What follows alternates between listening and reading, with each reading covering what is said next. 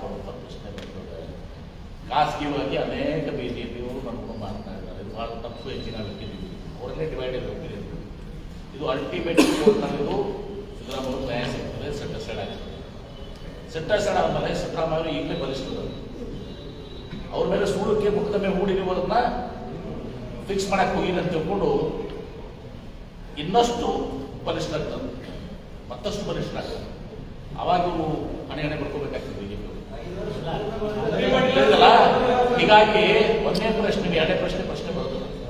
ಸಿದ್ದರಾಮಯ್ಯನವ್ರಿಗೆ ಏನು ಈ ಕೂಡ ಆಗಲ್ಲ. ಸಿದ್ದರಾಮಯ್ಯ ಮುಖ್ಯಮಂತ್ರಿ ಇದ್ದಾರೆ, ಮುಖ್ಯಮಂತ್ರಿಯಾಗಿ ಮುಂದುವರಿಯುತ್ತಾರೆ. ಕ್ವಶನ್ ಯಾರ್ಯಾರು ಟ್ರಾವೆಲ್ ಹಾಕೋ ಪ್ರಶ್ನೆ ಇಲ್ಲಿ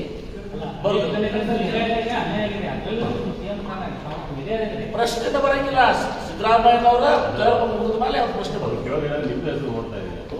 ನಾವು ಯಾವುದಿಲ್ಲ, ನಾವೀಗ ನಮ್ಮಲ್ಲಿ ಸಿಎಂ ಕುರ್ಚಿ ಖಾಲಿ ಇಲ್ಲ. ಸಿದ್ದರಾಮಯ್ಯ ಕೂಡ ಕೇಸ್ನಲ್ಲಿ ತಪ್ಪಿಲ್ಲ. ಸಿದ್ದರಾಮಯ್ಯ ಮುಖ್ಯಮಂತ್ರಿಯಾಗಿ ಮುಂದುವರಿತಾರೆ. ಈ ಕೇಸ್ನಲ್ಲಿ ಕೂಡ ಖುಲಾಸೆ ಆಗ್ತದೆ. ತದನಂತರ ಸಿದ್ದರಾಮಯ್ಯ ಇನ್ನಷ್ಟು ಬಲಿಷ್ಠರಾಗ್ತಾರೆ. 5 ವರ್ಷ ಅವರೇ ಹೌದು, 5 ವರ್ಷಕ್ಕೂ ಕೂಡ ಅವರೇ.